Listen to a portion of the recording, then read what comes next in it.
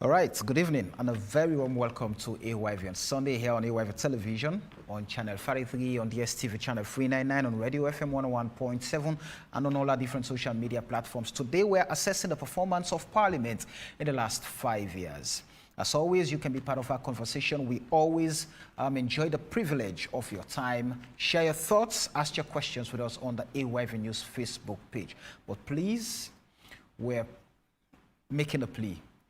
Tailor your comments to the issues being discussed and let us speak on the issues. No personality attack, no message that would threaten our peace and stability.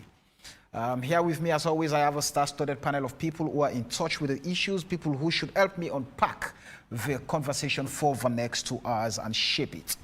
I have from the opposition All People's Congress Party, Honorable Alpha Amadou Ba.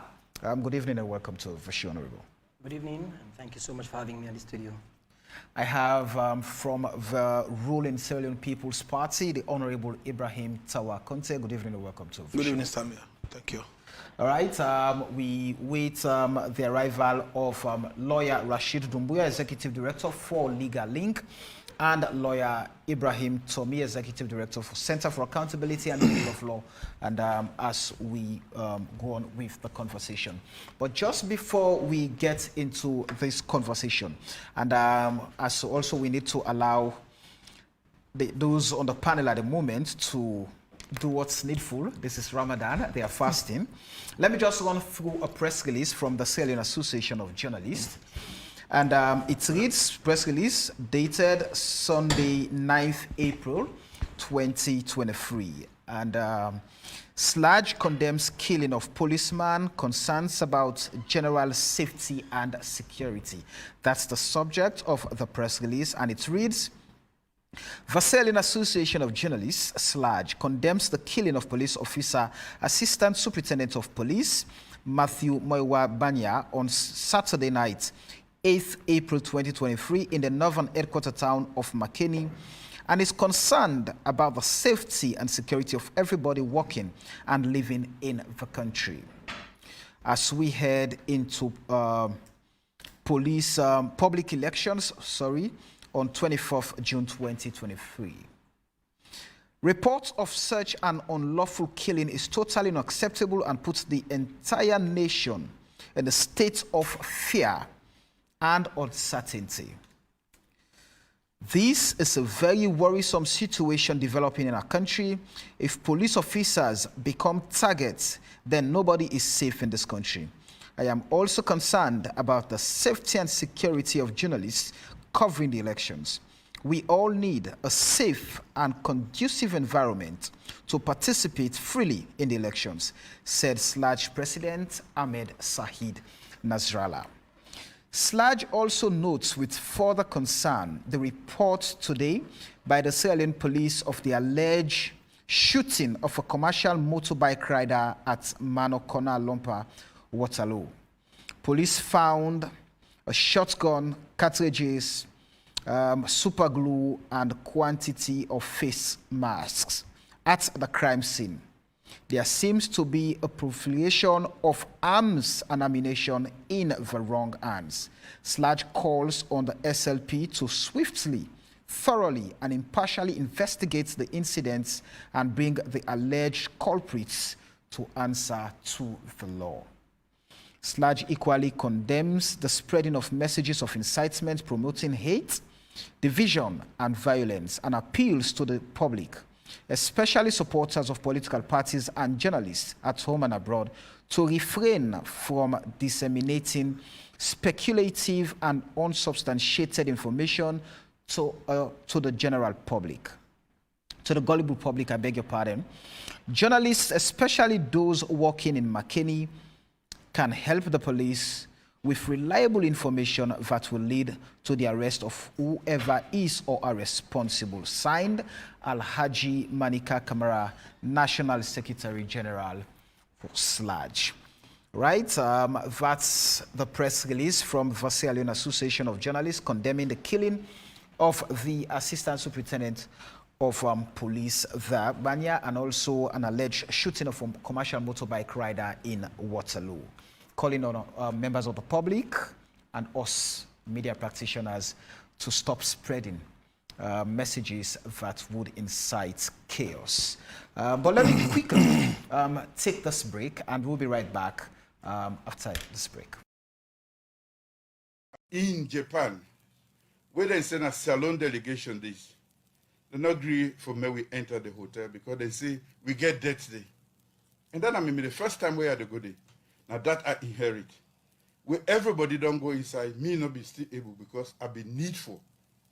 Ask me with all my delegation, pay for the hotel bill where they be done left day, I don't even know which year. Before me they allow for before then they allow me for enter day. Then kind national disgrace then they it don't make Salome man don't lost in self-esteem. Today, Sierra Leone is viewed differently around the world. Can you imagine a president enlightened, he saying go Japan, where he reach the hotel, then they say, well, buddy, you government not pay where to, you know, come on. This is a joke. This is a joke. You and I, if you ready for Car London today, now when you Car London, now you can't find your hotel, that's it to go sleep. This guy for not booking hotel, but don't tell us, no, we don't accept you now because you still owe it. But you can lie, then can lie there. Say that when you reach that hotel, then they tell you, say, no, you last government, they owe you. No, seriously, Juma, you know, I make with the question you ask me, say, if we want to give Madam back another chance, if Salon people then do up, then they sign a death warrant. That's like cash box. One social media commentator will put more inside this particular talk on the Japan trip of the caretaker. The African Express not waste any time. They go back to the archive and then what they do? They pull all the list of the visitors them we don't go to Japan and the one them we don't come inside Sierra Leone from Japan. The African Express not up there. Then go before and talk say this trip where caretaker beyond the talk say it go pay debt for the last government in Japan. In SSF care go about $270,000. Let me read this thing for you. Then say President Madabio still withdraw about $270,000 from the National Treasury for his 5-day trip to Japan in 2019. $91,601 per diem for himself and $36,587 for his wife, even though they were both traveling together. This is also despite the fact that the logistics and protocol for his visit had been arranged by the host government, that's not Japan. This now the list of the money them where they withdraw. And they show all the list and transaction of the money them where they withdraw. All right, welcome back for YV on Sunday, and tonight we're assessing for Parliament of Sierra Leone over the last 5 years. We're looking at the highs and the lows. We're looking at 3 constitutional mandates of the Parliament: lawmaking, oversight, and representation. And like I introduced earlier, I have Honorable Alpha Amadou Bra from the Opposition All People's Congress Party. I have Honorable Tawa Conte from the ruling Sierra Leone People's Party, and I've just been joined in the studio by lawyer Rashid Dumbuya, who is the Executive Director for Legal Income. Rashid, good evening and welcome to the program. Thanks for having me. I'm grateful. All right, and Ibrahim Tommy is yet to join us, but we have to move on. So let's start off with an insider perspective of Parliament in the last 5 years. Just having a precursory remark. Just a brief look at Parliament. I'll start off with you, Honorable Alpha Bar. How would you describe your house over the last 5 years? And thank you so much, and Samuel. Indeed, as you've rightly stated in your introductory statement, Parliament is the cornerstone of democracy and good governance. To my mind, I would want to say Parliament over the 5 years is one of a mixed impression. We have the good, the bad, and the ugly. So in all of these, we have instances of where we've gotten it right, that is to say the road taken, and then in some instances we would have had the road not to have been taken, and then we look forward. So far, it's a mixed impression. Honorable Tawa, how would you describe your house over the last 5 years? As a tenant of the people, it is difficult not to enjoy and feel at home for for the period for which we were given a mandate. We have a mandate for 5 years, and as God could have it in one piece, we are ending that mandate on the 25th of April, 2023. So far, so good. Since 25th April 2018 to the closing 2 weeks or so, I think it has been a parliament full of activities, not short of news, not short of making history, not short of doing things that sometimes would not only catch the eye of the nation, but goes beyond the borders of Sierra Leone. We've been a parliament that has made significant history in terms of changing and transforming some critical legislations. We've also been a parliament that started with like 80% of new members of parliament with little or no experience on how parliament works, what obtains in parliament. But it's no excuse, because for whatever you do, whatever job you get yourself into, you must be prepared. You must get yourself ready for the job. So, but notwithstanding those shortcomings, it has been, for me, largely a parliament that has surpassed the expectation of Sierra Leoneans, because most Sierra Leoneans, most pundits were not as sure as to what would be the outcome of a hung parliament. Let's not forget that we have a parliament where no party has majority, where the ruling party is almost in a minority because of the number of seats, where we have patrons, we have 14 paramount chief members of parliament coming from across all 14 districts in Sierra Leone. And we know what obtains in that parliament. It's been a tumultuous 5 years. It's been a 5 years, not short of drama, but it's been a 5 years where we can count ourselves as those people that came, saw, and indeed we have conquered. All right. Let me just quickly welcome the Executive Director for Center for Accountability and the Rule of Law, Ibrahim Tommy. Good evening and welcome to the show. Good evening. Thank you very much. And thank you for joining us under such difficult circumstances. Thank you. Lawyer Rashid, let me hear from you your precursory remark on your assessment of Parliament. You know, when the elections were concluded in 2018, many said the results were fascinating, owing to the fact that the constitution of Parliament, the coloration of Parliament, it brought hope. But over the last 5 years, where would you put those expectations? Thank you very much, Sir Samuel. I want to call you Vakas. It's okay. I have Bakaras. You have a way of bringing us together on topical issues, and I'm grateful for the invitation always. The topic is timely. It's the need of the moment, especially having seen a couple of days ago some surreptitious act of members of parliament trying to pass, a bill that enriched themselves, and the quick overturn or withdrawal of same. So it brought them to the spotlight again, and it's important that we are having this discussion to perhaps assess them as their tenure elapse away. So let me, in some as my precursory remarks, describe their tenure as being dramatic, shocking, and with mixed outcomes, with the bad and ugly overshadowing the good. So maybe that's I hope I will have time to discuss and put them into context. Because I will not sit here and say there have never been some good things in the five years tenure, but largely the bad and the ugly, to borrow the words of my honorable there, describing the bad, good, and ugly. The bad and the ugly has really overshadowed the good. And to me, it's really something we must talk about and hope that the next parliament coming, some of this indelible wrong footprints that they've left behind will not be passed on. It's a shame, and it's disappointing. People who expect much from, see them having fist fights, abusing themselves, bringing themselves to shame and disgrace to the public gaze, and all of that. So I'm sure we have time to talk about all of these things and put them into context. And ending also in a weaker note, you know, perhaps in terms of trying to pass surreptitiously a law which ought to have been genuinely, you know, discussed. Nobody is saying don't pass a law to, I mean, you know, empower yourselves.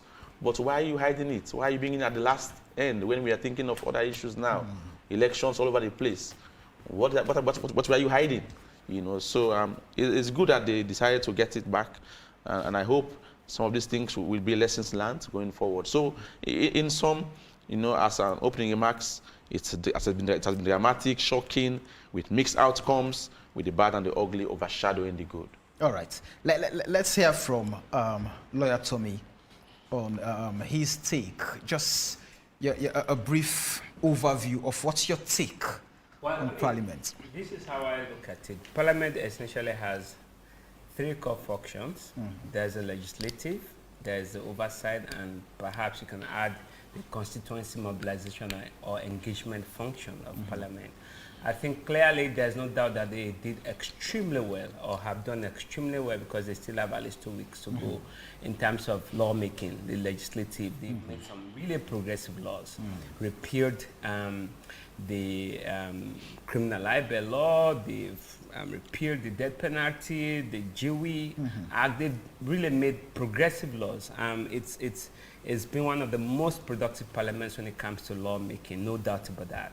On the issue of oversight, that's where some questions need to be asked, because I don't think they have done well in terms of holding MDs to account. We've seen some audit reports that have not been discussed and effective action being taken. In terms of community engagement, constituency engagement, that's also a problem in the sense that they have not had, I'm sure they would argue, they have not had the benefit of the resources needed to make that engagement happen. And in fact, when you talk to the everyday person about his or her view on Parliament, they give a very dim view of Parliament because of really there's this knowledge gap in terms of what the legal constitutional role of Parliament is versus the expectations of the public from parliamentarians. So that is where I think civil society, we are feeling the people, and to some extent even Parliament, in terms of making sure that that engagement, that knowledge is established among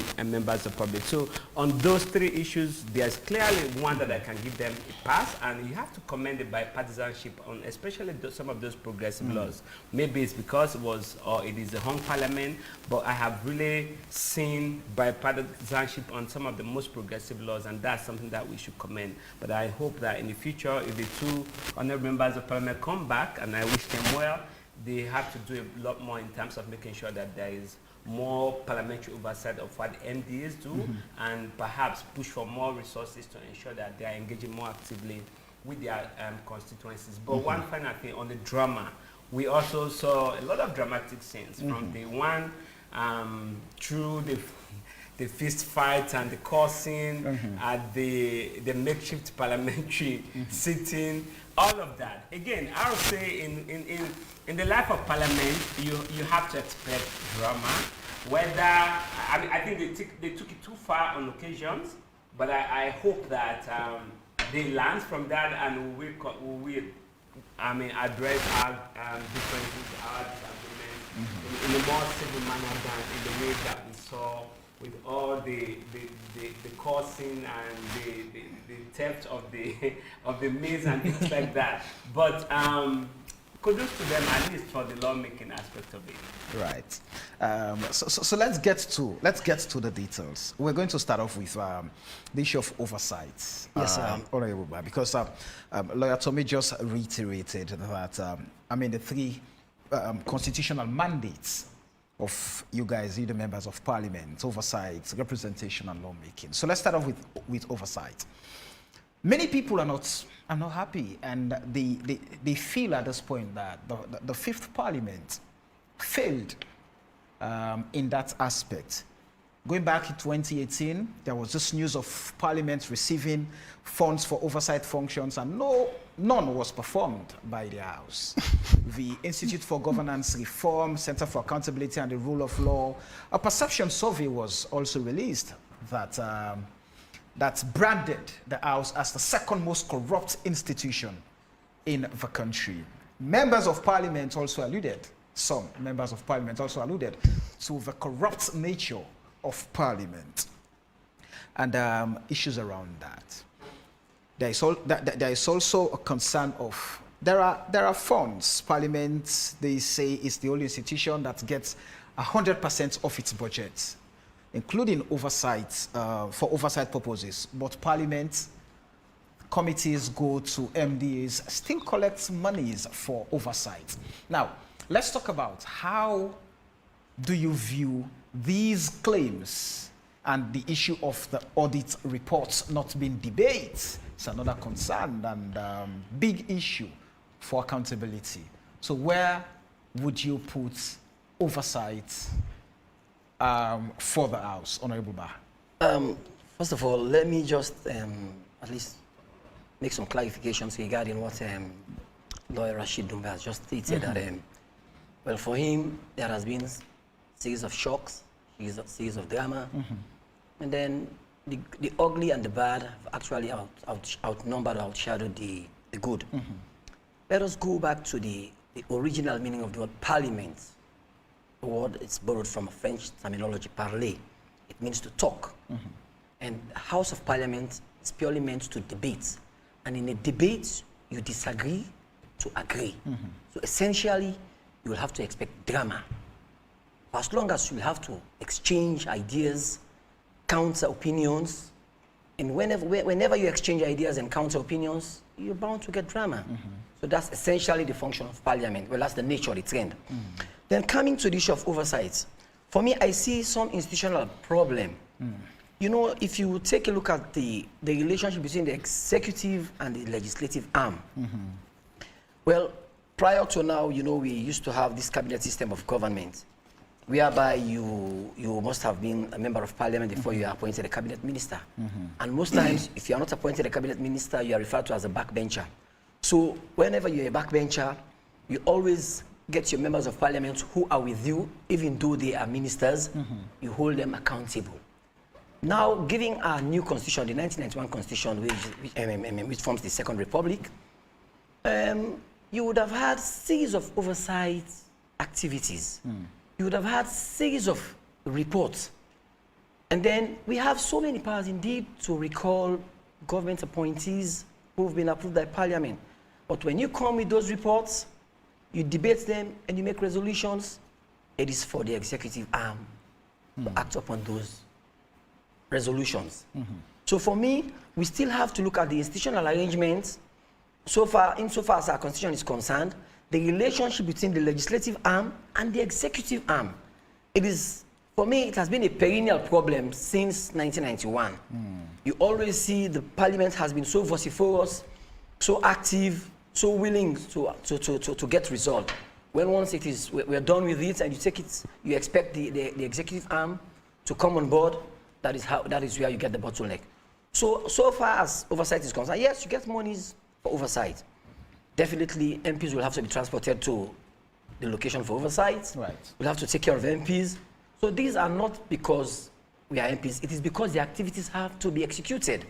So it is not say paying us extra amounts rather than what we used to have, say, our salary. From Parliament or from the MDAs? No. It is from Parliament. But MDAs, I mean, that's not to my knowledge. I'm aware. That's what you said. I'm aware of a ministry that gave about 40 million only, and I have the documents to a committee. I am saying, based on what I know and what I've experienced, never in my activities have I ever come to that. Right. Never realized that you're giving money. All I know, we go for oversight, we do our investigations. And the other thing again, there are times when we go on oversight, Parliament is purely meant to oversee ministries, departments, and agencies. But there are times Parliament overstretches its scope of authority. Say, for instance, for me, to my mind, we are not required to question Africell, Airtel. You are bound to oversee the regulators. Like NATCOM, you mean? Exactly. So if you see something that is going wrong, that is being these corporate entities are responsible, you take the regulators on board. You take them. You ask them to account for that. But so there are times when you see and then private individuals come to parliament and reduce parliament to an adjudicating body. And parliament shouldn't be an adjudicating body. There is a clear-cut distinction between adjudication and legislation. It is not a house of adjudication. So parliament goes overboard sometimes. So there are times that's true. So we'll have to know the limits of the three basic functions of parliament as against the limits of the executive arm. So that has been a systemic problem. It is not just as a result of the makeup of this parliament. And people keep calling this parliament a hung parliament. Nominally, it is a hung parliament. But essentially, is it a hung parliament? I say no. We have all the PCMPs. They've never voted against any motion that is brought by the government, the government bench. So to my mind, yes, nominally it is a hung parliament, but essentially, what's obtained on the ground, it is not a hung parliament. Have you ever experienced a situation where you have a PCMP voting against the position of the governing party in parliament? No. This is not the only situation. It is not only unique to this parliament. Over the years, all PCMPs vote along the government's position. So for me... So the executive and legislature, in your submission, it appears there's no separation. Well, there is no clear-cut rule between the executive and in terms of ensuring oversight. So there seems to be a lack of cooperation or a collaboration from the executive arm to the legislative arm in order to ensure that oversight... Let's validate that. This parliament promised question time. Yes. That, we're going to bring public servants, we're going to bring members from the executive so that we're able to scrutinize them. The public will be able to question them on things they've done. There are reports that have been commissioned in parliament by committees to go, and those reports, some of them, have been brought back, but not been debated. So I'll take you to the Tar River report, for example, by the Mines and Minerals report. There's a mixed impression. So amongst the mixed impression, this is one of the instances. Yes, indeed, there is bound to be questions. There are a series of questions that are laid, that are being kept in that house, that are yet to come to see the light of day. So it is for the speaker to ensure that it is for the clerk. And you know, so there are a series of questions. There are a series of questions that should be put to certain ministries, certain departments, certain agencies. So for me, these are the ugly and bad parts of parliament. We are still looking forward to seeing a speaker or a clerk of parliament or an administrative parliament that seeks to be an administration that actually seeks the interest of the people and not a partisan administration. Because if you have questions, and for now, you know, I am an opposition MP. I'm an opposition MP. So if I have a question, then definitely it has to be directed to the existing MDAs. So the speaker is bound to ensure that that question, whether it suits him or not, whether it suits the ruling government or not, it must see the light of day. Honorable Wentawa, the issue of oversight. The other day, I was talking to a friend, and he said if he was going to rate Parliament on oversight, I mean, on a scale of 1 to 10, he would give Parliament 3. So looking at some of the things that I've highlighted already, and Honorable Barr has spoken to, reports being commissioned, they've been brought back, no debate on them.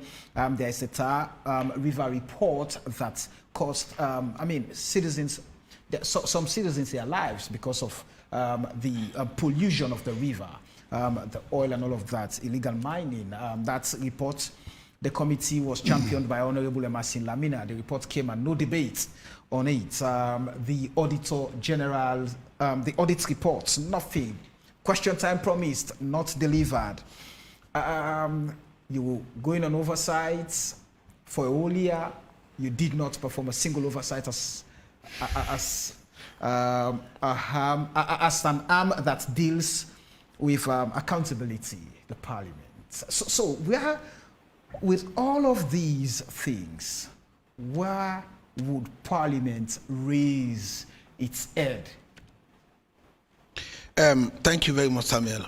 Before going to the issue, let me first of all state clearly that as a Parliament, I have been chairman for 2 committees, the shortest serving chairman ever in Parliament. Anyway, I've been chairman for Transparency. I think I served for 2 weeks. In the end, I had to resign. I was also chairman, I was my deputy. We started the Committee on Environment. I was the first chairman for the Committee on Environment when the President in 2019 pronounced the Ministry of Environment, and he was the first deputy chairman. We worked assiduously in trying to put the ministry together as a committee. We worked on structure and policy and legislative arrangement, because at the time when the ministry was pronounced, most of the agencies that were supposed to be under the ministry were under other ministries. For example, forestry was under the Ministry of Agriculture. You have nuclear safety and radiation was under the Ministry of Energy. We have the National Protected Area Authority was under the Ministry of Agriculture. So we had to bring all of that together. We went on a number of sensitization and engagement in the provinces, and we were able to produce a document that later translated into legislation. So that is a good piece of oversight function done by the Committee on Environment, because the outcome of those engagements led to the reenactment or repeal of the Environment Protection Agency Act. It led to the repeal and reenactment of the National Protected Area Authority Act. It led to the repeal and replacement of the Nuclear Safety and Radiation Authority. It led to the amendment of the Forestry Act of 1988, moving the Forestry Department from the Ministry of Agriculture to the Ministry of the Environment, as well as renaming the Director of Conservation to the Director of Forestry. So that is a very good bit of oversight work done by a committee that lasted, or for which we oversaw its activity for 6 months. Now, to the crux of the matter, that sometimes we collect monies from MD. Yes, we do. I cannot come to this place and sit in public, in a public media, and say, oh no, we don't. We do, because what we get and what Parliament receives as funds for oversight is not half what Parliament actually requires to perform an effective oversight. Let me tell you, before 2019, in 2018, I raised the flag that Parliament received a certain sum from the Ministry of Finance, as stated in the budget, that was meant for oversight, and no oversight was done. And that was the truth. I can't shy away from that. I cannot come sit here because, okay, oh, now everything is fine, or the leader of government business or other members of my party who are in good terms. I cannot come and state the fact. The fact is the fact. Yeah. Now, if you give 40 million to one committee to go on oversight, a committee of 16 members, yeah, from that 40 million, that is where they are going to have accommodation. That is where their per diem is. So if you divide 40 million by 16, you have 2,500,000. I'm not sure, not even the layman on the road would go out for 4 or 5 days into a district or into a region or into the interior where you know nobody for 2,500,000. You cannot. So these are some of the risks that members of Parliament do take for and on behalf of the public to ensure that oversight is performed. Where I can fault Parliament, actually, for oversight, is the fact that when we go on oversight, we produce reports.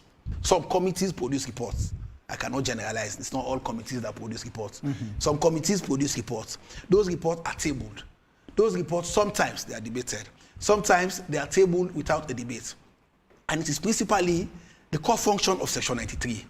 93 states that when an oversight committee presents a report to the plenary, it is the responsibility of the plenary to debate it, because the outcome of those debates and the outcome of those investigations sometimes will lead to legislation, like I have mentioned in the committee on environment. What we did, what were the outcomes, and what were the results.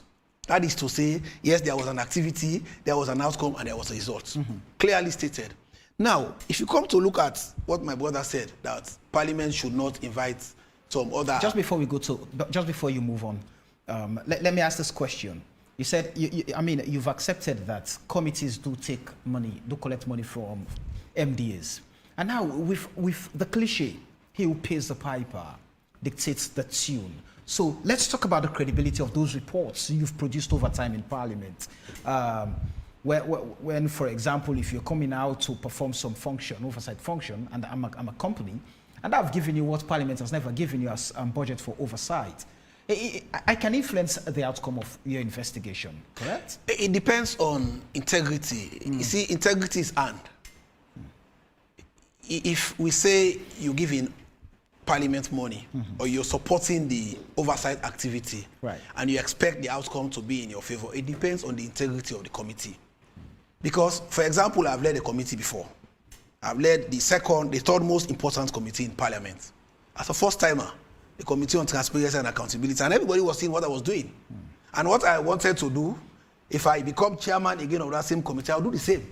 I will still have committee hearing viewed live on television so that the people of Sierra Leone will be part of what we do in Parliament. Yeah? Let us not misunderstand the fact that viewing committee hearing live will distort the fact or what you are going to do or the outcome. The budget is, Parliament owns the power of the purse. Right. It is Parliament that approves the budget. But it is not Parliament that utilize or disburse the budget. So the budget is disbursed by the executive. So by literal interpretation, it is whether you collect money from the MDAs or not, you receive money from the MDAs after all, because you're receiving money from the executive. Monies allocated to Parliament is disbursed by the Ministry of Finance. And those monies specifically meant for oversight, Parliament will have to write for it through their PET form and whatever, and those monies will be disbursed into the parliamentary account, and such monies are ascribed to committees to go and perform their functions. So the source of the funds does not dictate the outcome of the reports. Let me give you another classical example. We have two very highly respected civil society members here. I respect them, the public respect them. They receive monies from international bodies, but that does not limit them from performing their function, because they know whatever they receive it for a purpose.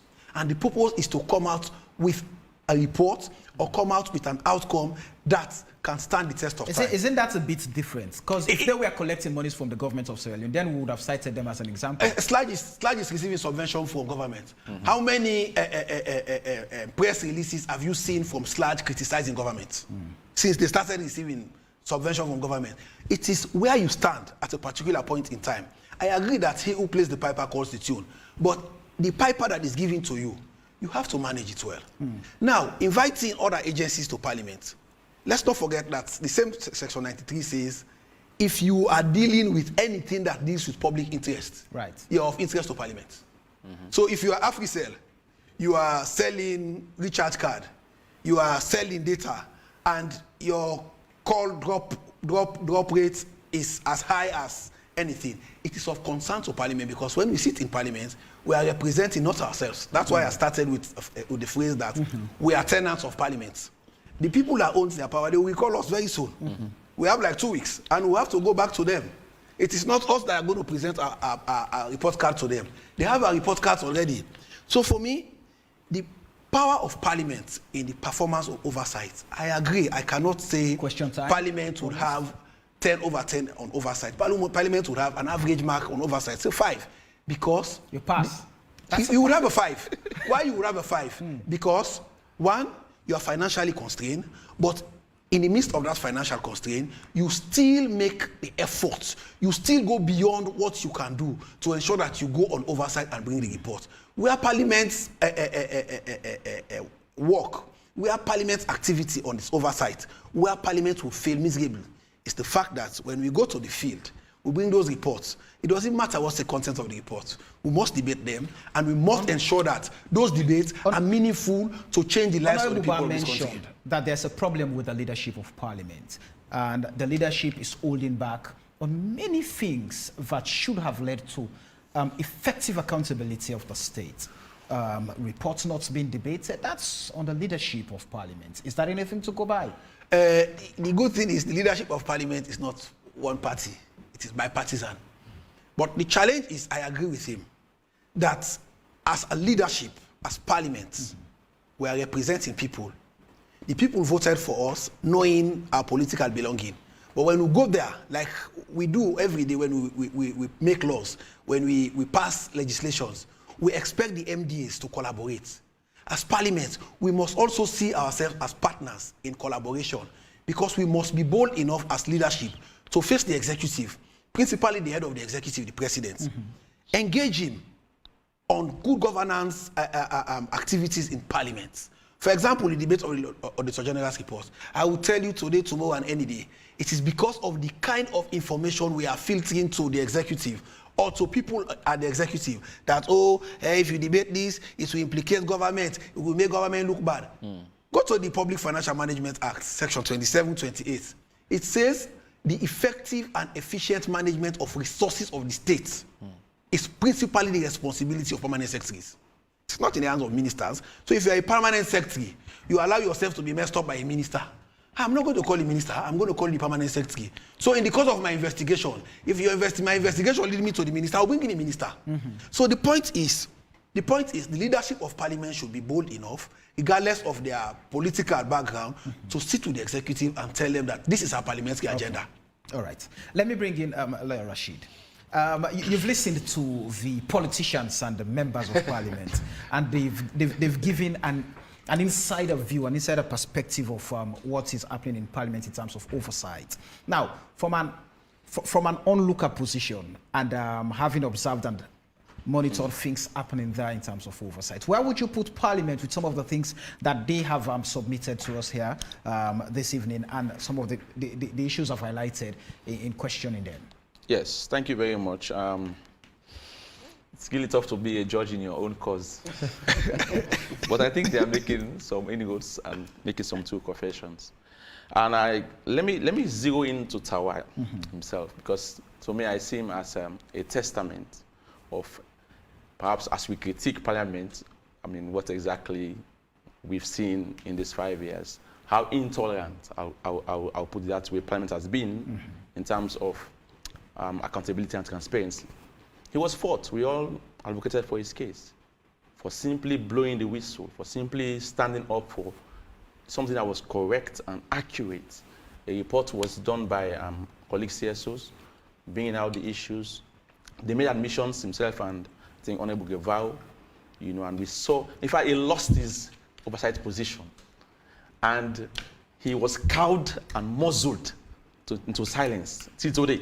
And I'm told he's changed seats more than any yeah, so I think I mean to describe the whole situation, I mean, he's here and he's a testament. Right. But then let me give a context to the debate proper. Let's start with perhaps what Parliament is all about. Parliament is about, the other name for Parliament is legislature. In case you're out there, you don't confuse the two, it's the same.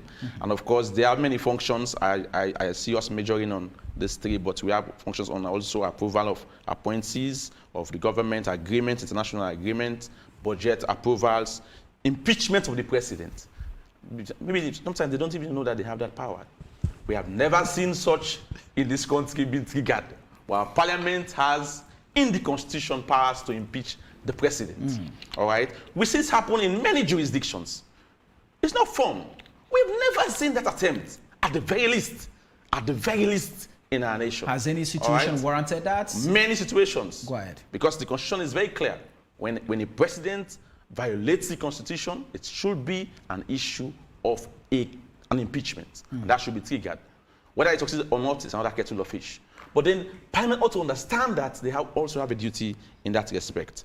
Now, it's a creature of the Constitution, and the powers are clearly spelled out. How you become one, how you are dismembered, all of them are said in chapter 6 of our Constitution. Now, let me, again, what I have done in my analysis, I've tried to look at the good, the bad, and the ugly. So, to borrow what my colleague here, CSO, has said, I think they could have a past largely in terms of making of laws. We've seen a lot of transformational legislations in this parliament, and that we should be proud to clearly echo. The Abolition of Death Penalty Act, for example, the repeal of the criminal libel law, it was done by this parliament. These are age-old issues that we'll come to lawmaking. I just want us to focus on oversight at this point. All right, okay, good. Yeah, so oversight, of course, in my assessment of oversight, one of the indictments, will be their failure, incessant and outright failure to debate the audit reports. You couldn't understand that.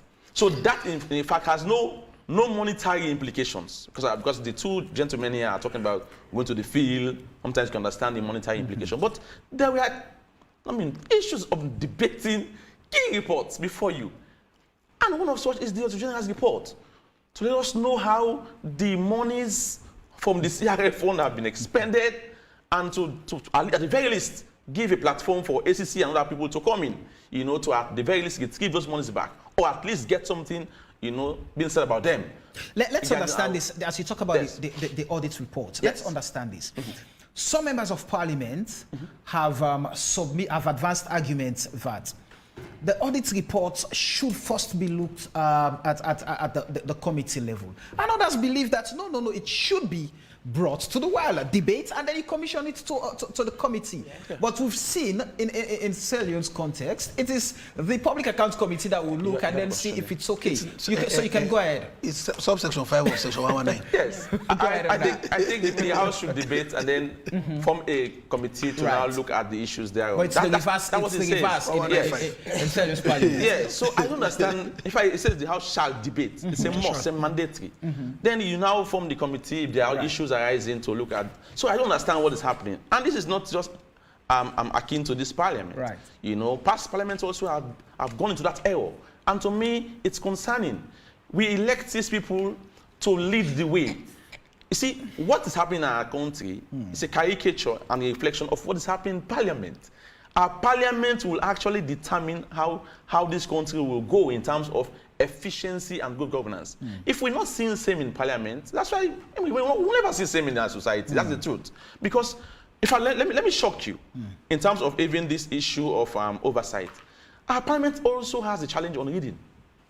You know, I say this with all humility, not to stoke them, but that's the truth. Because we do a lot of advisory opinion and critique on bills that come before them. We find it very strange when we do our critique as legal link organization that these people did not see this thing. Or perhaps they saw it and just pretend as they did not. So it's concerning. For example, I'll give you an example. The whole debacle on the PR statutory instruments, that was so uncalled for. Because the PR Constitutional Amendments Act itself was not an entrenched clause. That's what the judges told us. So why did you take that route and start fighting yourselves? You could have just brought that and then have a simple majority on it, which could have been secured easily by the government, at the very least. So you start asking, what is wrong with my parliament? Didn't they understand that this was not even an entrenched clause? To now circumvent and find other ways to now fight themselves? The judges said it was not an entrenched clause. It could have been passed simply and amended simply if they had wanted to. So you start asking the question.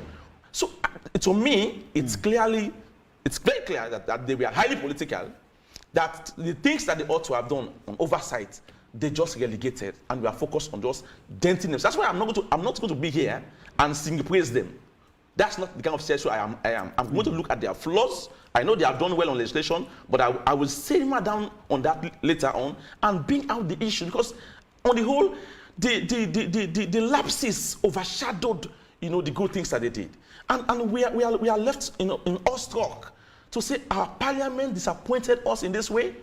Simple things that they ought to have done, debates, the auditor's report, several of them, you cannot do that, which was a public interest issue. There was no excuse for that. And I am seated here as a CSO, I am disappointed. And the people of Sierra Leone are disappointed. And I know many, it's not my wish, but many, from what we are getting from people now, will not come back by virtue of what they have done. Well, the people will not be choosing them. No, and I agree with you. Maybe that might save some by the parties list and the PR system that is now at hand. But trust me, let's see what happens. Because again, it's about the integrity of the institution itself. They put parliament on the light. Okay. Tawa suffered a lot, for no just cause, because he blew the whistle. And to me, I'm disappointed. He lost his oversight position, and he was even cowed till today. So what am I saying here? Oversight was key, and they ought to have done something in that, at the very least, on some key issues. They could disagree on some other reports, but on the auditor's report, and today, here is what is happening today. So to me, they were even, I would charge them for conspiracy. That what happened to the Constitution General was sponsored by the cavalier attitude of Parliament, because they started the whole ball game. If they had taken her report serious, perhaps she would not have been where she is today. All right. Let's bring in Lawyer Tommy in. Oversight. Few issues have been highlighted. Reports not tabled, not debated, question time promise not fulfilled. There are issues of the audit report not being debated. The parliament goes out to oversee institutions, and at the end of the day, these reports, or some have argued these reports would be influenced. Some have come in, with some pretty good reports, but they've never been debated. And in terms of accountability and transparency, I was told if we're able to get it right in Parliament, then the state will be okay. So what is happening? What's your assessment on oversight? Clearly, without rehashing what has been said, there is a huge question mark where Washington with respect to their oversight role. But I think it was the Honorable representing the APC who talked about the need to review the institutional arrangement. I think it's got to go beyond institutional arrangement to actually look at the legal framework, because let's look at the Public Accounts Committee. And I agree that in terms of the audit report, it's got to be first debated at the plenary and then hand over the issues emerging from the debate to a committee. But even that committee, right, I have always argued that you cannot have the ruling party dominating the Public Accounts Committee, or at least even chairing it. So when we're talking about institutional arrangement and even legal review, I think we should have the opposition, because let's be honest, it is the government, the ruling party, that is running the country. And if there's any negative report, right, it is basically a report on the administration.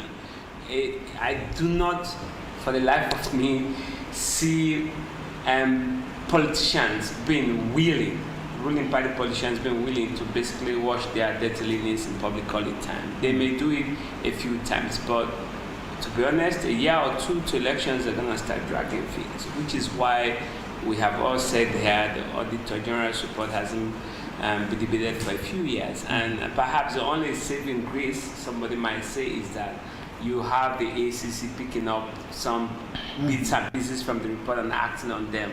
But that doesn't replace the important role of Parliament in debating the report, coming up with recommendations, and making sure that MDs act on their recommendations. Because if they don't, they also have the power to bring them, to summon them to Parliament and ensure that they act on those reports. And if they don't, of course, they can basically rein them in for contempt. So they have such powers.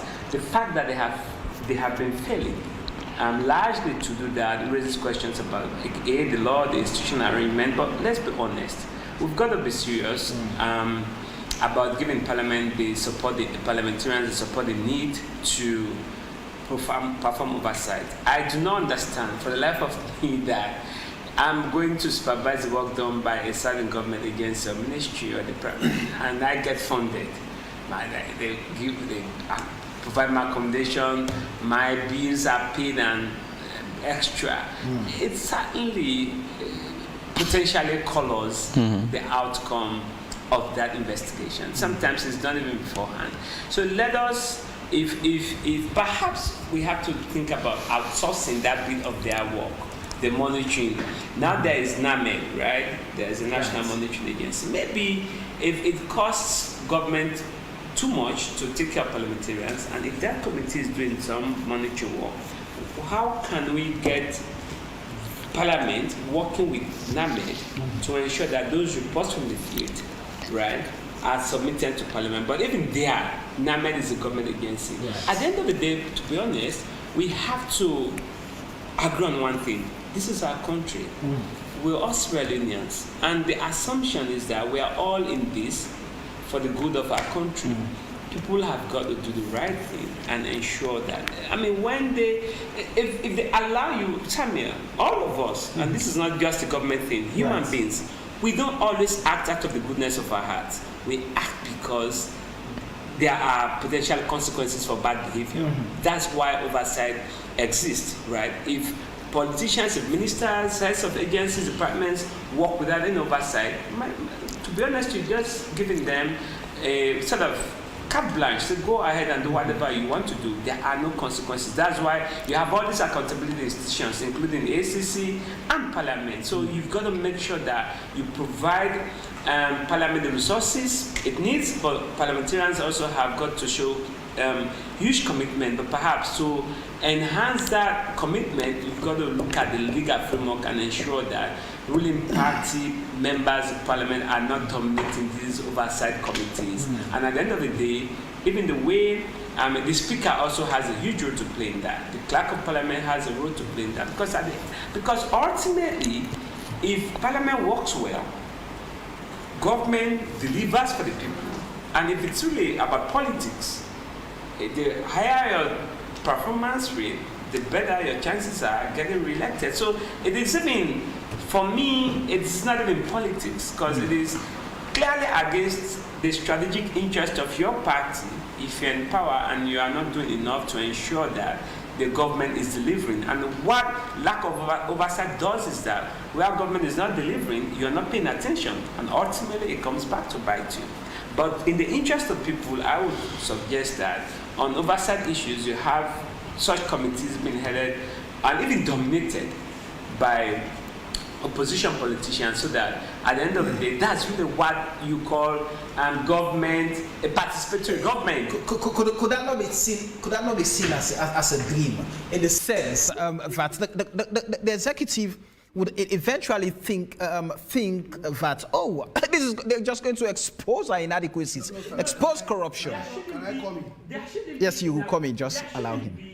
Okay, so again, we're not perfect. We're all human. So there may be flaws, there may be weaknesses, but you don't come to government, you don't come to governance, you don't come to public office with an assumption that there will be many inadequacies. Right. There will be any mistakes, right? We come into this conversion to governance with an undertaking an oath to serve and serve diligently. So if the opposition are leading or even dominating oversight committees, I see nothing wrong with that. At the end of the day, whatever they find, let's say there's a report, that report is going to be subjected to test, to scrutiny. Right. They'll bring it to the public. They will say, this is what we found. And members of the public, we read the report. They will have an opportunity to test the quality or veracity of what they are claiming in that report. It's not like they're keeping on the table and saying we found this. They will authenticate the claims. But let's really go back to Parliament, review the way, the legal framework, review the structure of those committees, and indeed how Parliament works. Because I'll tell you, like I think Rashid said, this is not a new thing. And in fact, one more thing before I leave. Yeah. We've had all these parliamentary debates and reports, which is by all means important and necessary.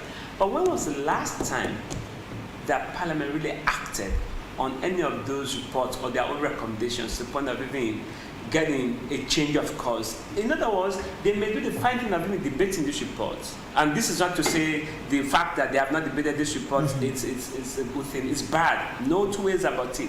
But sometimes even when they do, and the committee comes up with these recommendations, I do not see that follow-up action.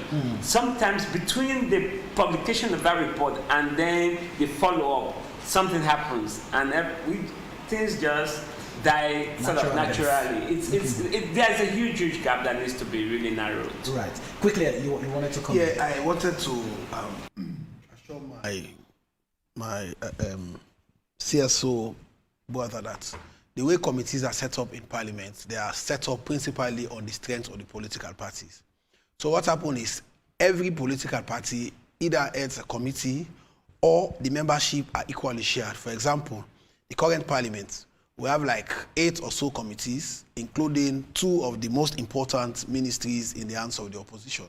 The Ministry of Agriculture, the chairman and deputy chairman for that oversight committee is from the APC. The Ministry of Tourism, the chairman and deputy chairman for that committee is from the APC. The Committee on Labour, the chairman and deputy chairman is from the APC. The Committee on Youth, the chairman and deputy chairman is from the APC. Committee on Sports, Committee on Gender. So the way Committee on Foreign Affairs. So the way committees are set up, they are principally in the hands of, they are shared in terms of political strength. All right. Now to the issue of, let me just, in passing, just one line. Quickly, please. The issue of the deputy speaker being the chairman for the PAC. You see, sometimes when we take actions, we don't look at the full picture of the actions that we take. And when you begin to get the additional information on your action, then you begin to ask yourself, why didn't I do the needful. He brought up, he was the proponent of fighting or raising the hell on the Parliamentary Act.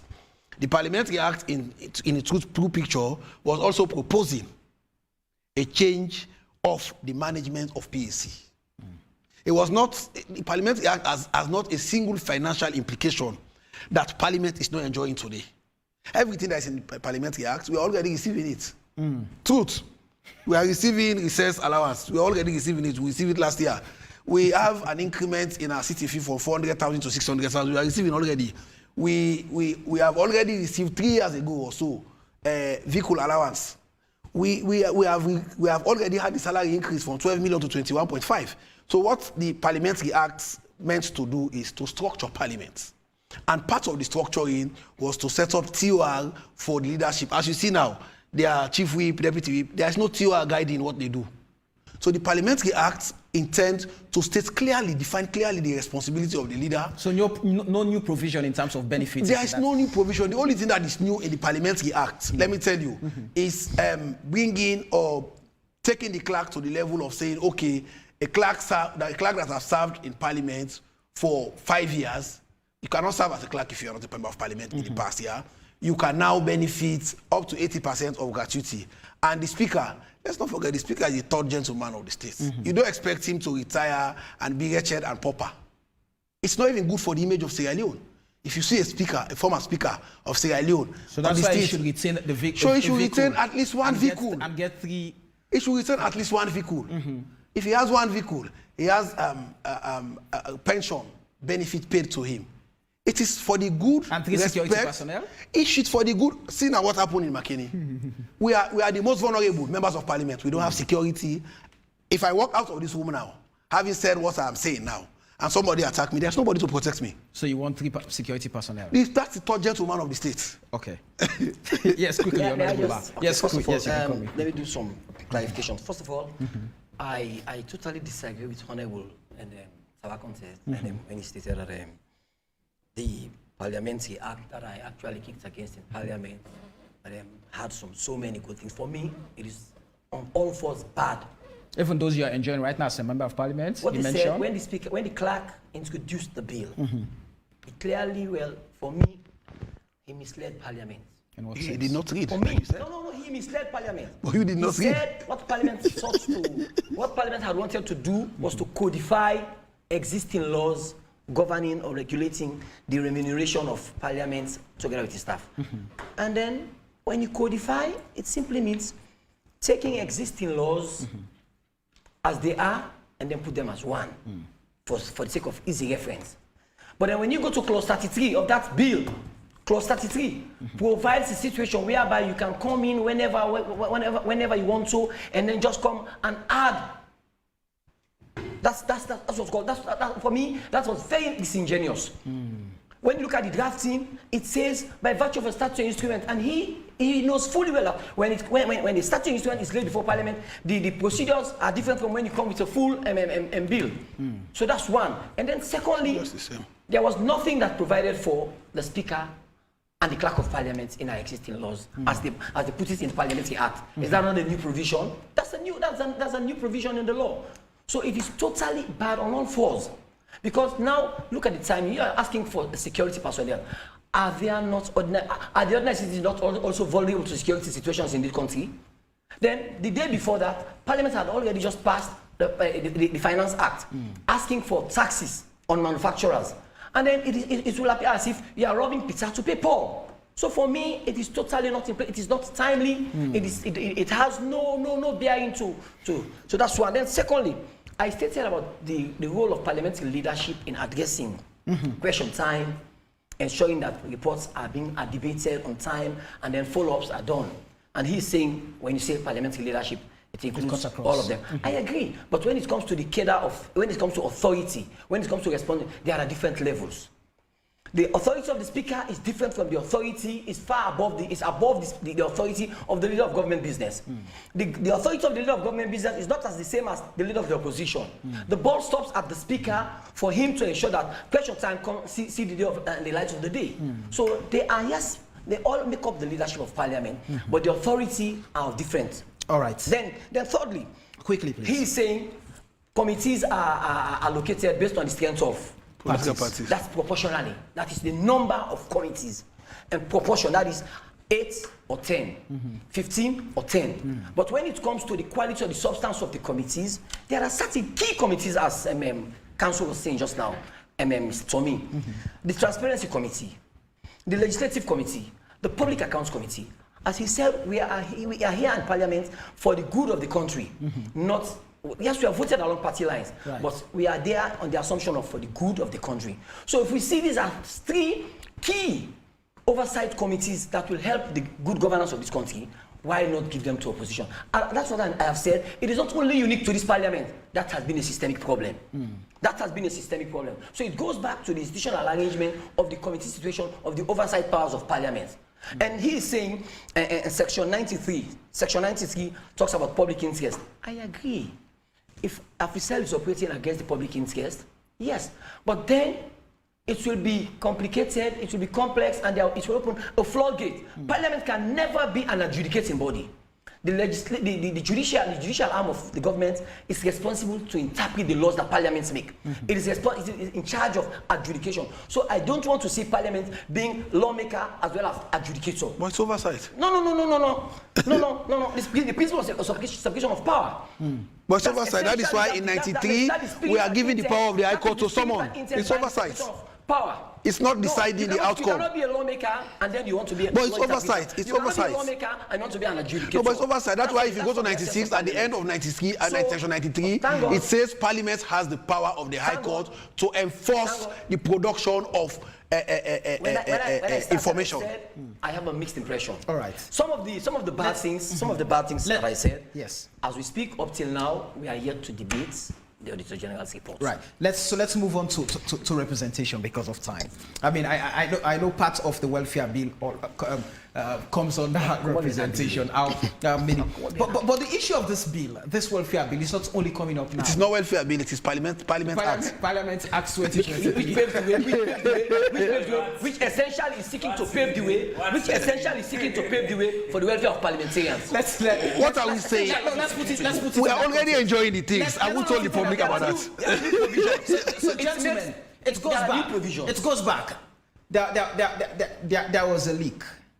Initial, not now. I think some months back. No, it's 3 years ago. And then you rejected it. You disclaimed. You said, "Oh, this is." No, we didn't know about it at the time. Yeah, but some members knew at the time. The leadership knew about it at the time, and now it's almost in different words. Now the same bill in front of us, and again you've rejected it. You've said, this in the time in battle. So let's get to it. In terms of representation, Honorable Bar. At some point when APC was leading the executive, I got summoned in Parliament because I wrote an article why I call it Constituency Development Fund.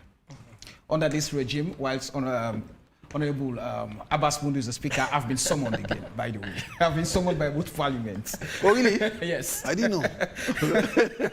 I've been summoned by both parliaments for doing my job. But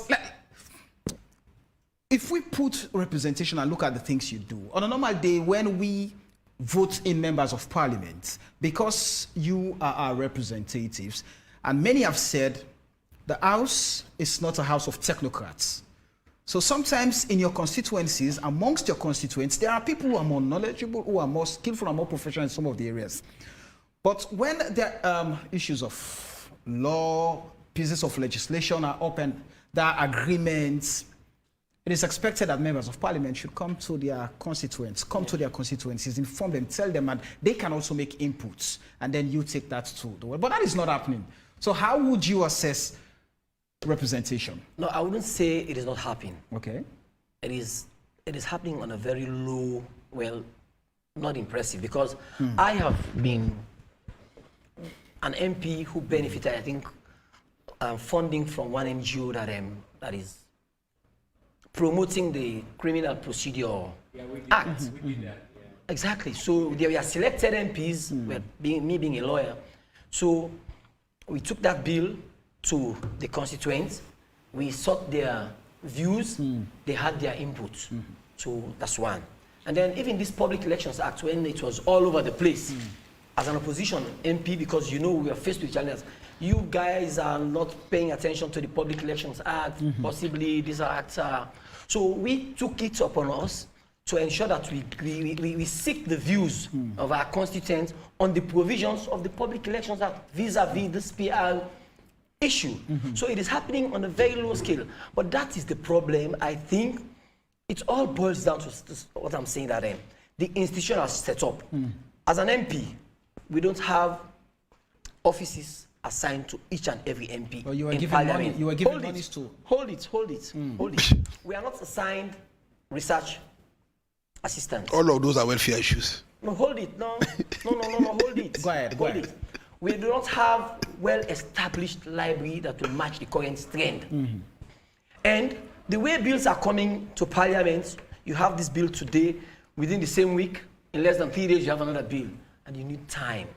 And then so, because this political socialization, the intellectual capacity of our constituents, most times people are disinterested in facts. They are disinterested. When you take these issues, they see them as empty issues. Because according to our political socialization, what they expect you to come, do bridges for us, do hospitals for us. When you ask them to come, so it is a matter of time. The level of the political socialization of the Sierra Leoneans, for now, it is not as sophisticated as in the Western democracies. It is a matter of time. But that is what is expected of an MP. You are not the Mr. Know-all. Right. So, for instance, if I am a lawyer, there is a bill that borders on agriculture and finance, I'll have to seek the expertise or advice of a financial consultant or financial specialist or an agriculturist. So, but I need time. So it all boils to say, because the executive arm, that is why I'm a proponent of a situation whereby you get MPs and even councillors to participate in budgeting. You get them to have their input. When you get them to have their input, overall, you've gotten the people too. Yes, no, that has never been a model in Africa. But I'm proposing that whenever you want to budget, get the MPs and the councillors. You start it at the ward level. So overall, the people you know, this is the role of the central government and this is the role of Parliament. So as far as getting constituents to contribute or to participate in the formulation of bills, in making their input into the processing of bills, for now, honestly, it will not be achieved as expected. But it is there, though it is not impressive.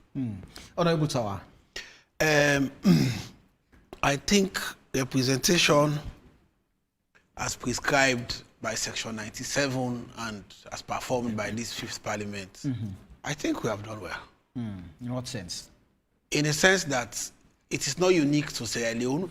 Even in America, when they block the debt ceiling, it's not as if they will go back to their constituents and tell them that we are going to block the debts, that we are going to stop government from being functional. Sometimes our work, we are caught in between a point we are between the rock and the hard place. There are times exigency would require us to act for and on behalf of our constituents. Additionally, I will give you my example, I will give you my experience. I wrote letters, normally I write letters to my constituents, someone in meeting, particular word. I would write like 100, 200, 300 letters. I have my small office at home. Even when they said they give me the money, I took them to that office, I showed them. But I'm not collecting rent for that from whatever fund that was allocated in 2018. But I have my office. I do my clerical and whatever office duty. You write letter to them. You will be disappointed to realize that you sent out 300 letters. You would only see 10 people coming. 10. And even when you go now beyond the traditional responsibility of representation to talk or to bring the bills or the document to debate, or to ask their opinion, they will not show up. But even if you take now bridges that is not your responsibility, you go to their community to build bridge, you will be shocked that nobody in that community will participate. You will have to pay. I have gone through it. You will have to pay. I have a team. I have an assembled team called Wambone that is discharging all of this development that you see I do every day, or I do every other month or every other year. So the challenge is, what happens with representation is not unique to Sierra Leone. So what is responsible for the lack of interest of your constituents in what you do? It is not lack of interest of our constituents. If you call your constituents today, that government has given me 18 million, I want to share it, you would have like 1,000 constituents coming for that money. But if you tell them that we have a meeting, let's come and discuss on the gender equality and women's empowerment bill, you will be shocked that only 2 women will come. 2. And the others will be seated at the markets. You go there, hey, please come. Now come for this meeting. Oh, they can't. They will not show up. That is how difficult it is. Sometimes, some of us, we have the benefit of hindsight. Ibrahim was my constituent. I don't know whether he has moved or not. I have moved. He has moved. Sometimes we will engage. I will meet him at some informal places and we'll discuss. He will give me his own ideas, his own input, his own take of certain issues. I will note them. And when I come to Parliament, I will say some of them. I will say them maybe differently. When we were doing the repeal of the 1965 Public Order Act and the death penalty, Lord Rashid, he was there, I was in Parliament. He brought barrage of documents. I took them home. I read virtually all of them. I could not read all because it was a compendium. A whole research. Different, you cannot read everything. You don't have a research assistant. Legally, they have big documents. They don't come with small documents. You don't know them. So you don't have a research assistant. So you are constrained to read submission from Legal Link. You have submission from CAL. You have submission from 50-50. So you have to share your time so as to ensure that there is fairness. So in what we do, as prescribed by Section 97, that will represent not only our constituents, but also the people of this country. I tell you, we are doing a fantastic job with representation because our people are not interested. Let me tell you, if you speak all the English in Parliament, if you don't build that bridge in your constituency, they don't want you. You can speak all the English that Lawyer Rashid knows. You can speak all the English that Ibrahim has learned from all his travels across the world, and all his studies and all his academic credentials that he has gained across the world, and all the training he has attended. Let me tell you, don't want him. Because it is not his English that they are interested in. That is how disinterested they are with representation. So as members of Parliament, we are constrained to represent our people, to imagine for them, to reinvent ourselves, and to come to Parliament and bring out the issues that actually affect our constituency. So you think and act on behalf of them? That's what they do. That's what we do. Because, for example, now, if there is a bill on environment, I know the critical issues at Kaningo. I know the critical issues at Pentagon. I know what happened when the mudslide struck. So what I do is sometimes you engage some of them on the side, one-on-one. There are some, you talk to them, they will be interested. I have a friend, a brother, sort of. He's running a bar. It's called Musdoba. When we were about introducing the tobacco bill, I went to him, I called him, that we are going to have a bill on tobacco that would also frown at shisha. And this year, people are smoking shisha. So you must ensure that if they want to smoke shisha, they have to go inside. If they do it outside, then you are in conflict with the law. And if anybody, any law enforcement agency or law enforcement agents come here and arrest you, then you would have put me in a difficult spot. We engage. He gave me his own input. When we went for the bill, I'm a member of the legislative committee. We discussed it. We found ways to protect our people. So in representation, I'm sure we are doing a fantastic job. I will tell you, this Parliament, given the prevailing circumstances. Exactly. Right, when it comes to representation and lawmaking, we would have nothing less than 90. Yes. Honorable, right? He's an honorable man. He's from the court. Well, you know the decision or the position of the speaker calling. Well, since my power is waning now, I think I'll pass some of it to him. All right, Lawyer Rashid, the issue of representation. You're a constituent in your constituency. So share your experience with us and how effective that is. Yes, so again, on this one, sadly enough, I'm going to disappoint my honorable. I will also fail them on this one. You know, representation is about many things. First, it's about standing on the side of people in Parliament on key issues of national interest. Let them judge themselves if they have really stood on the side of the people. Because to me, in analysis, it's about largely what their party is saying. They are so over loyal to their parties, to the extent that they don't even hear what people are saying. And this is for both sides, APC and LDP, very loyal people. So I'm sure the PR system will work well for them. It will work well for them. Because that's what exactly it means, being loyal to your party and ignore the people's interests and their views. So on in that note, we've seen many issues in Parliament that are people-centered, and how much struggle you can see to even get it on the plenary to discuss it. All right? So to me, in that regard, they have not been productive. Also on the issue of, now, even knowing what the people want. So now here is the bigger picture. Going to the people, understanding them, having town hall meetings. We hardly see people, parliamentarians have town hall meetings. We hardly. All right, maybe that would be too much. One-on-one discussion with intellectuals, you know, in those communities like Tawa was alluding to. You could meet people like us who are CSOs in those communities. What are your viewpoints? Empirical surveys. It's not a niche for my country. We don't even hear of anything on empirical surveys. It's okay, the study was done. This is a survey report by my community, and these are the facts as we move the effects we have on my community, and so and so. Empirical studies. These are the new normal in terms of progressive democracies. When they now go to lawmaking, they do. And then let's be clear. It's not really too much of money, Samuel. Let me tell my parliamentarians. It's not too much. It's really a facade to say money. No, I'm in a community now. I'm not a rich person. But I noticed that the drive to the community is bad. There's a huge drive. Samuel, with a determination, the person I'm getting, I have improved on the drive alone. I didn't need anybody to do that. I'm not a parliamentarian. There was water issue also. I have a well. I connected my well and put it in a public place outside, a tap. And I'm supplying them. So these are some small things that parliamentarians can do and make a huge difference. You know, to get the wealthy. All right. So now I'm working with some youth also to do some other roles that are also very important. Your standard is above the average parliamentarian. You are a lawyer. See now. You are chief executive officer of legal. That's a very debatable. It is not. I know the life of an average parliamentarian. You just told us here that. You just told us that you have been paid over 20-something million. I don't get that salary.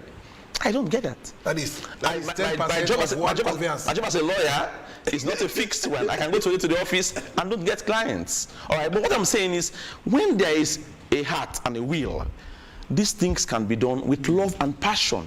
All right? And what you do, you now make people understand that you are seeking and representing them. You understand their issues. So when you go to parliament, you can now be a voice for them. And there are a few exceptions.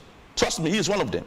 All right? And of course, he also is one of them. We've seen how much they have taken development to their constituencies and how much lawyers, you know, have been accorded and regarding same. So today, Lumley area, people are happy for him, for what he is doing. So we can do this. And then the bulk of the majority, people don't even know them. So representation also, as Samuel, is about knowing what the people want and standing for what the people want in parliament. All right. It's not a big deal. Let me ask you. So I fail them again on that. Let me ask Tomi this question. Yes. Now to talk about representation in this context, it is what we get from our members of parliament as constituents. It is. I have to go to school, maybe to college. I've not paid my fees. I have to call Tawa. You're my member of parliament. I'm able to pay college fee, so you go able to help me. Literally, when someone wants to get married, I mean, all of these things. These are what we perceive to be representation. But again, where are we cultivating these ideas? And see, during campaigns, when these members they come to us, they tell us all what they're going to do for us. Little did they know that they do not have the mandate to do so as prescribed by law. But then, when they go in and now the resources do not flow as they were expecting, then it becomes clear that so how do we deal with that perception as against what really representation is all about? I think there is need for knowledge on both sides, on the side of parliamentary experience as well as members of the public. I think we have to help citizens unlearn and relearn, but also help parliamentarians couch their messages in ways that do not get them making unrealistic statements. But let's be fair to honorable members of parliament. Whilst they are in free time for the most part working in parliament, they have people who wish to replace them in parliament in those communities, right? Doing some work. You know what I'm talking about? They are fixing roads, they are, doing cry-begging, they are contributing to wedding ceremonies and all that. So they try to respond exactly to what is happening at the community level. Because for the everyday person in a poverty-stricken country that we found ourselves, right? And this notion that parliamentarians or politicians are there for themselves, right? They make money. My own benefit as a citizen is not a good law. What is a good law for the everyday person who is struggling to earn out a living? A good law is for you, the elites, those who interact with those laws. For him or her, it's about what comes to me directly. If I get burying, you go get burying. That's the problem. That's the pressure that our parliamentarians have to live with, which is why, to be fair to them, they find it very difficult to go to these communities. Imagine if every resident was on the level as Rashid. These guys wouldn't be scared to go to their communities. But I swear, they go to their communities, a person cough, now MP owes them to go. So that is part of the reason why they don't go there. But that's not to excuse their failure to use alternative means of engaging. Sierra Leone is blessed with so many radio stations, including community radio. So parliamentarians have got to think of creative ways of engaging members of the public, but also their constituents. For example, if you represent in the East or Western Rural, man, there are radio stations that are very active. You can use that on, you get some MOU. The parliament can lead efforts like that. Engages radio station managers, get an MOU so that you get, even if it's 30 minutes, you do parliament at work, 30 minutes update, right? Every week, you do that. It's a way of engaging. I think this idea that you have to go, meet people physically is not even practicable. How many people can you possibly meet in your constituency? It's not possible. So they've got to think about creative ways of engaging. Thankfully, there's social media. Okay, penetration is increasing. But it's also an alternative means of engagement, right? The good thing, we have to give it to them. We saw a lot more openness and willingness to engage with civil society. There's this Parliament civil society platform engaging. And if you go to Parliament website now, you see everything that they do, right? In terms of transparency, the laws, their debates, everything is online. But think of the access to internet, access to smartphone or mobile devices, it's really, really low, which is why they've got to find ways of engaging members of community, but most importantly, to distill the many, many challenges that exist at community level. So this is the thing. Parliamentarians don't have the money to dig wells or fix roads, right? They don't. What they can do, and this is where oversight is critical, the most important law, well, not the most important law, the one law that Parliament makes every year, and which is very important, is a what? Is a budget, right? National Appropriation Act. That is how parliamentarians can also represent their constituencies. So if you come from a constituency where you realize that education is a problem, access, roads, it's a problem. When we are debating in Parliament, you want to know from that Minister of Finance, what is in this for my constituency, well, going for what is in this for my district, or particularly the area that I care about. That is where parliamentary representation also matters in terms of allocation of resources. If you don't get to do that during that debate, and that's where Parliament, Rashid was talking about other functions of Parliament. If Parliament doesn't approve the money, not even the president, where there is a certain percentage that you can use above what is approved, but still it is very restricted. But if Parliament doesn't approve, government doesn't function. So that's the most important power that you have, to control the pulse and represent your people where it matters. So I just thought I should make the point that they've got to unlearn and learn new ways of engaging so that members of the public know what they do. All right. Let me just run through a few messages quickly. We have hundreds of them. Unfortunately, time will never permit me to go through all of your messages. So forgive me, I'm going to only take a few. Paul Kanu is saying this has been the worst parliament from its inception to its conclusion.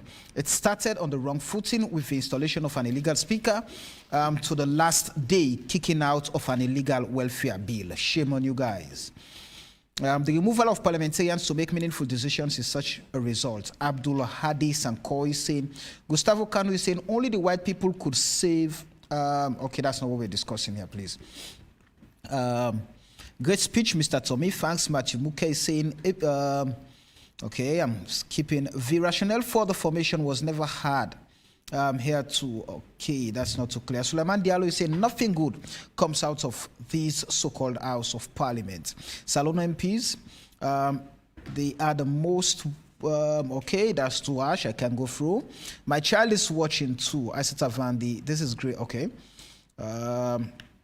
So many messages, but I'm only going to take those that speak to the issues, with civility.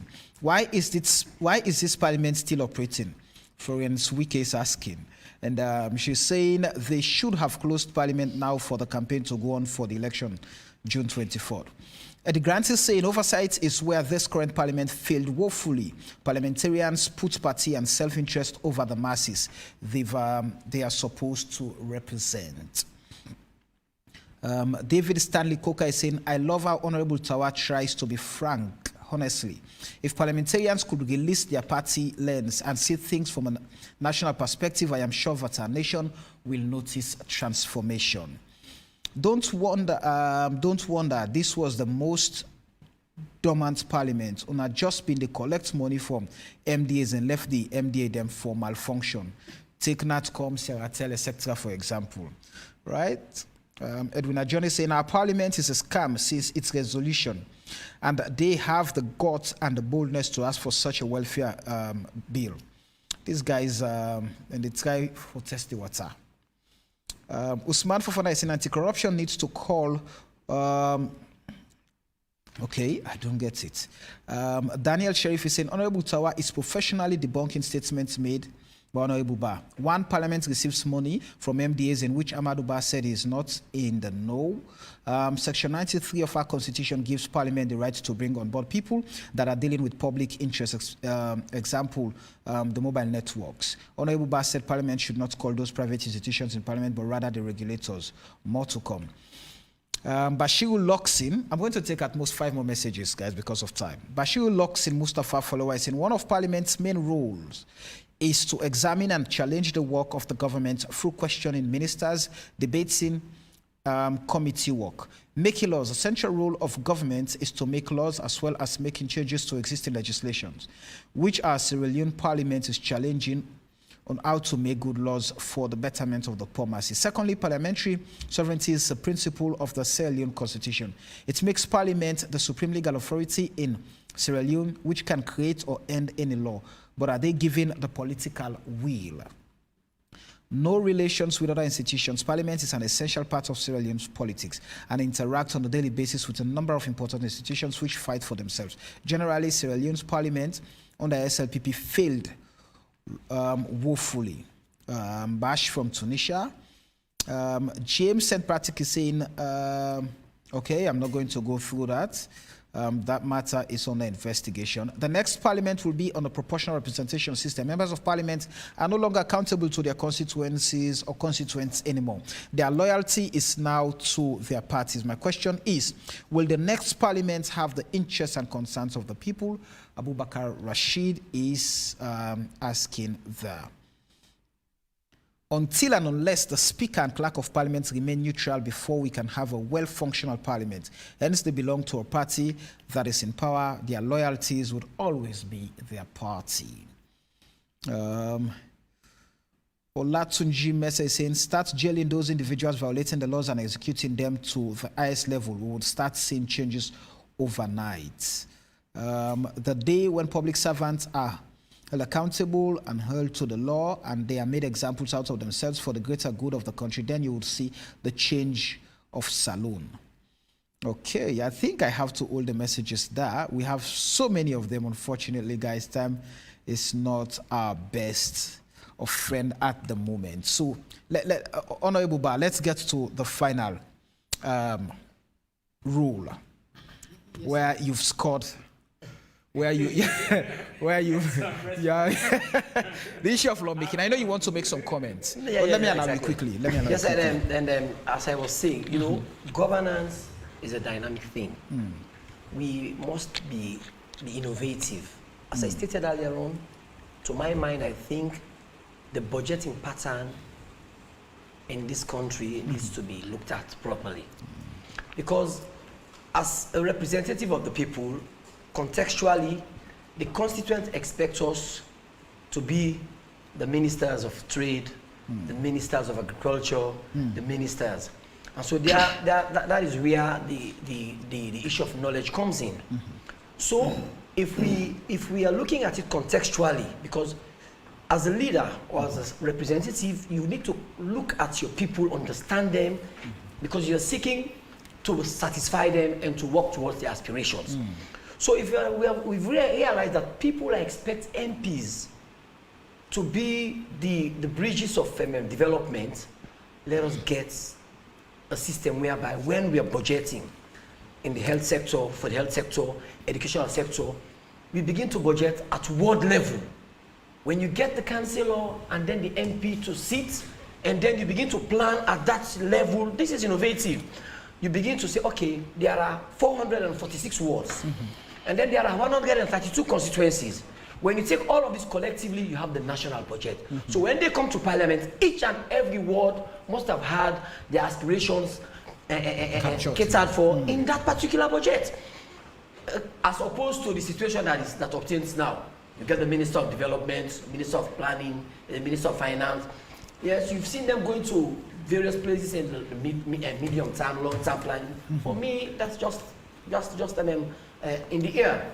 Then somebody said, refers to that now that we are having the proportional representation, and then parliamentarians will not be responsive to their constituents.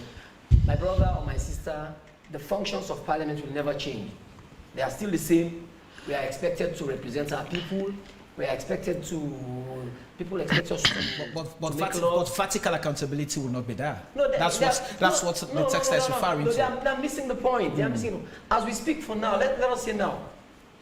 Well, for my party, we are having the primaries to get members of parliament and local councillors for the local council. Yeah, because it is provided for in our constitution that the party shall nominate its MPs and councillors, but who shall be elected? And then we have our elections. We'll be having elections on Wednesday. Okay. So you go to the ward, you have the elections at the ward level, you have them. So it still remains the same. It is just a matter of changing the name. Right. So people are apprehensive. The reason being, it was what happened in parliament. This forms part of what is ugly and bad about parliament. Somebody stated, indeed, from the inception, the installation of the speaker, I have it on my notes here. The way and manner the speaker was installed was totally wrong. Okay. So there are so many good things about parliament for which both the ruling party and the opposition party have been collaborating. For instance, the cybercrime. And one of them, the cybercrime law, and then the criminal procedure, the repeal of the criminal libel law, and the Gender Empowerment and Women's Empowerment Act. There are so many of them, but there are instances. Let us take, for instance, the issue of the proclamation about the census. It is nothing to write home about. Let us take a situation about when the regulations were tabled, the peer regulations were tabled. That's nothing to write home about. So there are so many things that have unfortunate trajectory. But overall, the representation side, my brother, we have to contextualize it. So far as me, on my own, I have represented my people fully. At least I can give myself 90%. Honorable Ibrahim Tawakonte, lawmaking. Before I talk about lawmaking, let me clarify the issue of the installation of the speaker. I think that has been the longest debate since the inception of this parliament. You know, everything that happens have a context, and we should not lose sight of the context. The context is the first parliament in which the APC has 72 members. 2/3 of that parliament supposed to be 74, minus paramount chief members of parliament. They had 72 members. They deliberately amended the constitution to make the issue of speaker and deputy speaker, amending section 79 and 80, becomes political. The minute it is political, you expect political gymnastics. The minute it is political, you expect the ruling party to try as much as possible to have the third gentleman of the state. Because let's not forget, it has a political implication. If the president and vice president is not in the country, the next person in line is the speaker.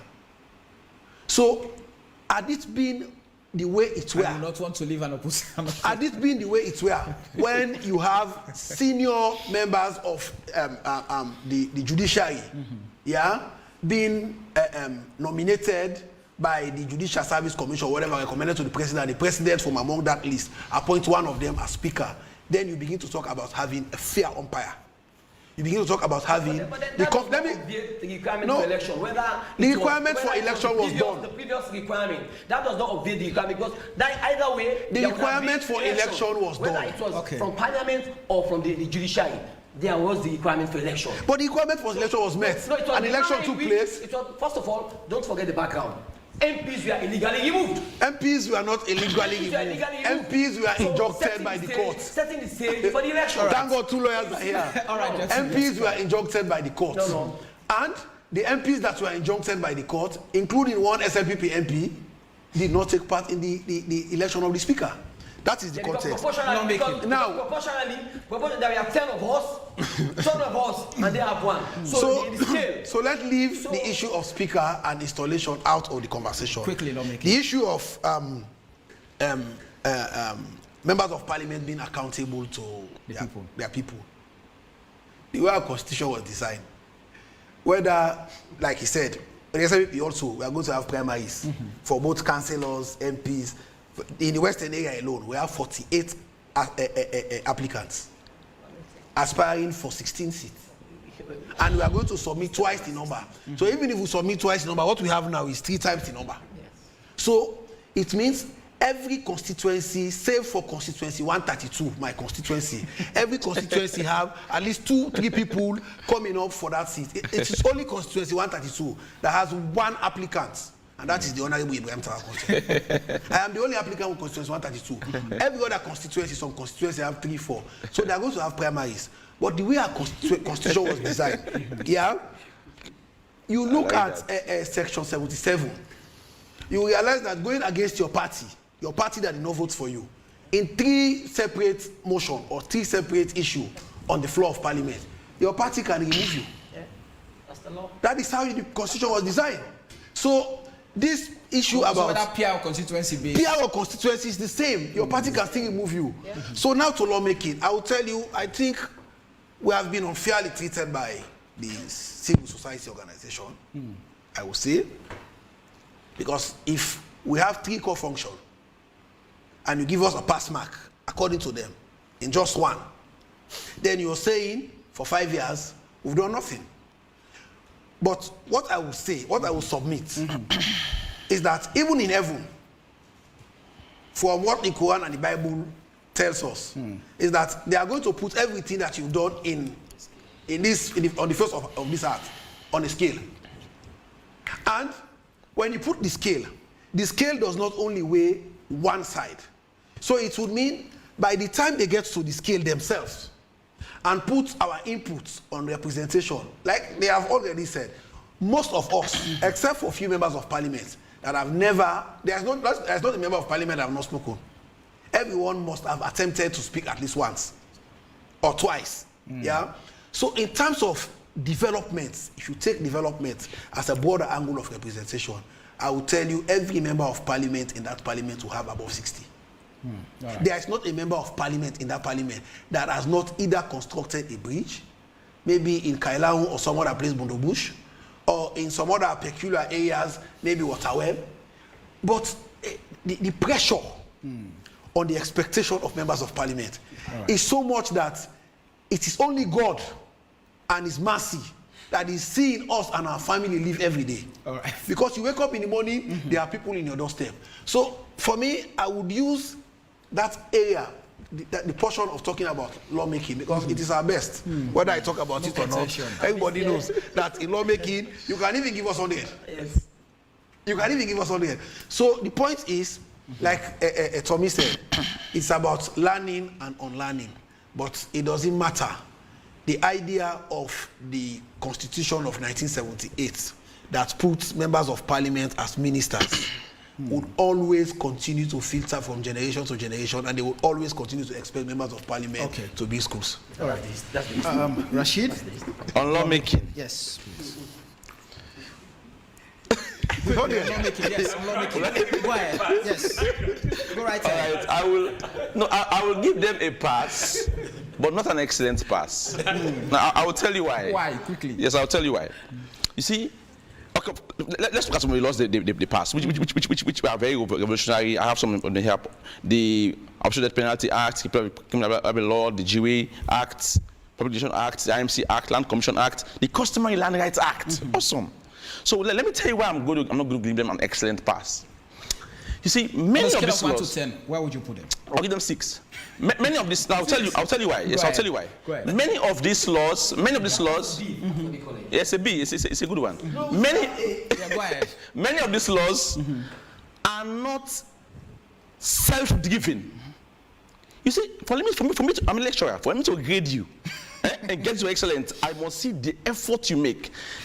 These are largely politically driven laws. The government drove them. It's hard to see these people sit down and say, in a Baptist way, you know what, SCP, what is happening in our country? Let's generate a law. You discuss internally. Private member. Let them point a few. This is the point I'm saying. All of these key laws were driven by the government, by MDAs, by the AG's office. So don't tell me I'm going to give you an excellent grade. I will not. I'm a lecturer. I didn't pass you mark because I want to pass you mark. You must earn it. So yes, they passed this one because of the good things laws that they made in their only two when it came before them. But in the USA, many of the issues are driven internally. Congress, by partisan issues. They force the government to agree to the things that they want. By having the laws and passing it and then now saying to the president, whether elected or not, you will pass this law. All right. So to me, that is exactly what we want to see. Our parliament should drive this change internally. Motivated laws coming from them. And not just allowing the government to just send it to them and they have nothing to do other than just to let's pass. And they want us to come and give them excellent grade. No, I'll give them a pass because they made some effort in having it done. But largely driven by political parties and not necessarily by themselves. Quickly, your final bite. No, I'm going to give them an excellent grade. Okay. So Tommy helps you guys. Because I'm not a lecturer. I feel sorry for Rashid's students. They must have a tough job. But but Rashid makes a good point, and it is really a constitutional point, because if you take a look at our constitution, members of parliament really should be the ones initiating lawmaking. But over time, I think we have all come to accept that the legislative policy has to be driven by the executive arm, it's approved by cabinet, it's all of those consultations. Sometimes it is only sometimes when civil society or NGOs are involved that we even try to get pre-legislative consultation before the actual pre-legislative consultation, because we don't want the bill to go to parliament and then get some kind of rejection from parliamentarians. So that's a new angle and it's a legitimate one, and I am hoping, this conversation, it's taking place maybe 2 weeks, 2 weeks before parliament is dissolved. Yes, for the next parliament, I hope that we'll get some more progressive minds, including the two members of parliament with us here, to think about initiating laws or bills themselves and drive it, so that when you leave parliament, this is the point. Really, when you talk about legacy, often in this country, when we talk about legacy, we often talk about legacy of our president and the legacy of the president. No. Members of parliament can leave legacies, the laws that you pioneer, that you push. Yes. You come and say, listen, I'm very interested in accountability. There is a gap. There is something that can push. You lobby across party lines, right? You get consensus.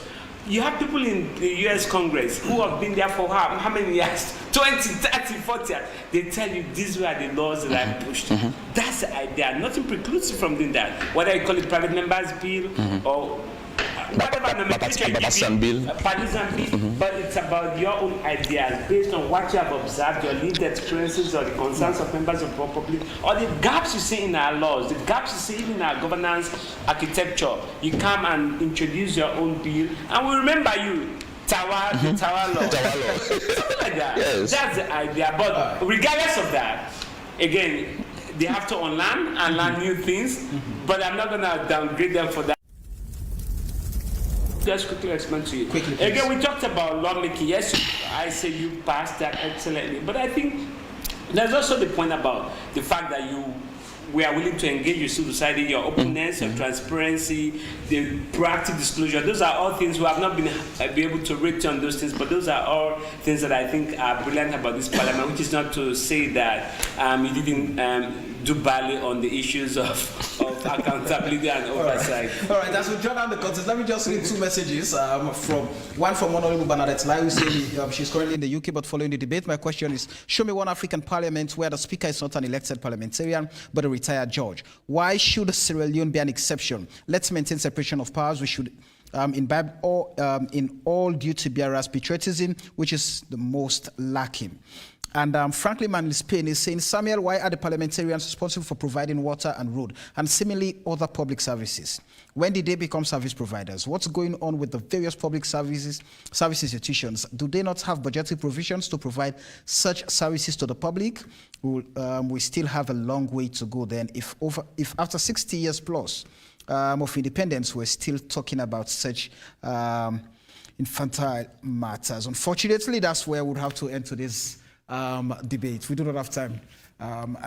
Many thanks to Lawyer Ibrahim Tom, who's fasting but made it to the studio. Thank you very much. Many thanks to Lawyer Rashid Dumbuya. It's always a pleasure having you here, and to the two members of parliament, the politicians. Both of them are fasting as well. But thank you very much for taking your time to come and answer to the call of your people, because I represent your people. Thank you very much. Honorable, we went to our concern, Honorable Alpha Amaduba. All right. Until we meet again, the show has been AYV on Sunday. My name is Samuel Weisberg, and up next, AYV Prime Time News. Take care of yourself and have a lovely night. In Japan, where they send a Salon delegation this,